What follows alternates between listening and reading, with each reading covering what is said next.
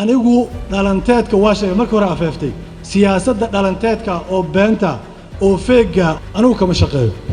hogaamiyaha dhabta waxaa lagu gartaa sida uu ugu gudbo imtixaan siyaasadeed soo mara ama uu u furo xujooyinka adag iyo mas'alooyinka lagu tijaabinayo mowqif sugnaantiisa iyo mabda adeegiisa mowqif sugnaanta iyo mabda ku adkaysigu waa sifooyinka ugu muhiimsan ee hogaamiye lagu xusho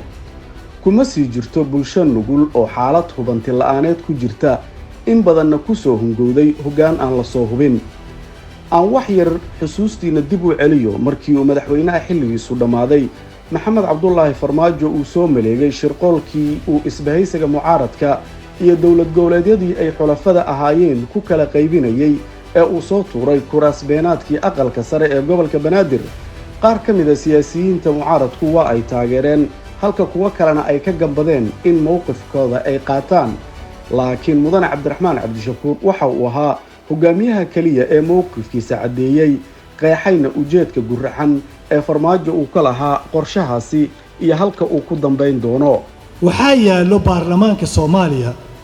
120 xildhibaan ka badan mooshinaysa yahay kalfadhigii hore la geeyay waxaa la yiri maqaamka Muqdisho ha laga hadlo guddoonka baarlamaanka hoosta dhigteen waa ay maqlaayeen waa diideen maanta waxaa la soo tiirinayaa waxa la yiraahdo crocodile tear ilinta timsaaxa la yiraahdaa Muqdisho la diidan yahay matalaadeedii Muqdisho matalaadeedii la diidan yahay ala leeyahay oo yaa diidan adeero Muqdisho 9 senator ama 10 senator oo baarlamaanka senataradan hadda laga xiray waa kuwana ninkii afartaagiye kooram la'aan ugu xiray sanadkii oo lagu daramay rabtaa mise 3 malyan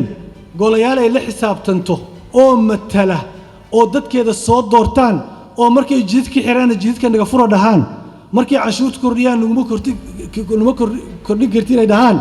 markii miiska wada hadalka ayagii dawlad goboleed ay imaanayaan ay kor joogto noqonine dad oo isteega wax kula siyaasad dalka ay noqdaan may rabtaa taasay u baahan tahay Muqdisho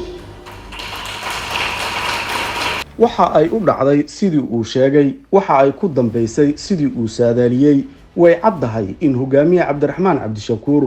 uu yahay siyaasiga uu sabanku soo sido muwaadin nala taageer si aan talada dalka ugu hubinno xildhibaan noo soo xul si aan xukunka ugu dhiibanno